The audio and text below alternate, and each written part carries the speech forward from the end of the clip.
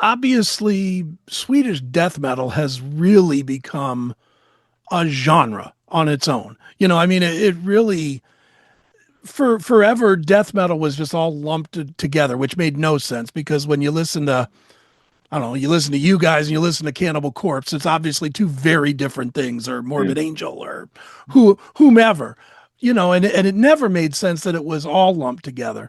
That said, with Swedish death metal as a kind of a genre itself, does it make it easier to get noticed or does it make it harder because there are so many bands that have come out of maybe not out of Sweden, but out of the Swedish style of death metal? Yeah, I definitely noticed, and this is something that happened a few years back, that the term Swedish melodic or melodic death metal or mellow death kind of got overcrowded. Like people started to be like, eh, I've heard all the bands, I heard all the music, so people stopped paying attention to it, and kind of noticed because we are definitely uh, uh, we're in that genre. That's where we position ourselves.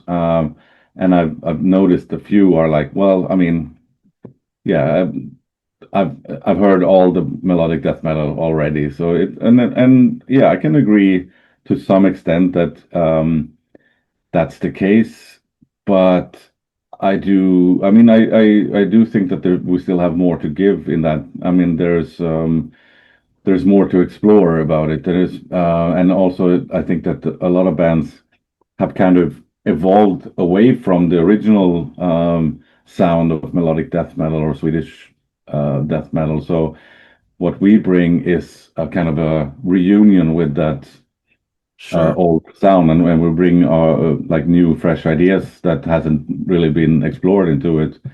So yeah, I don't know why, or if it's helped or if it's been negative. I don't know. I mean, Well, I, I mean, I'll tell you from outside looking in perspective, I would say it hurts it for one reason only. Once you have bands that start to have some success, a Soilwork or uh, Amon Amarth, yeah, when once you have that happen, you see everybody tries to recreate that instead of growing the style, like you were saying.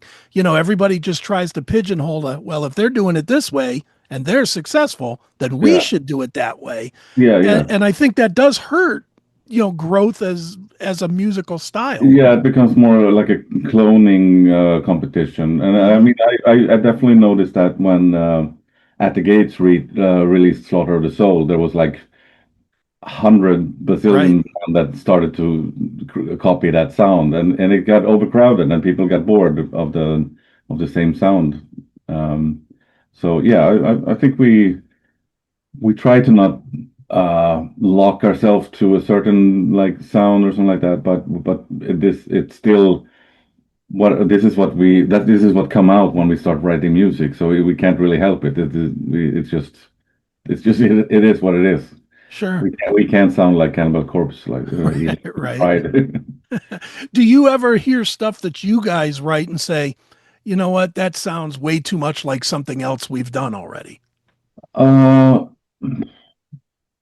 yeah, I mean, we there's been a few riffs that have come up where it's like, yeah, no, this is a little bit too similar to that song already, but we do try to make every song interesting in its own way. So it's not that we're locked to a certain formula or something like that. We try to kind of make every song interesting as much Right as on. possible. Definitely.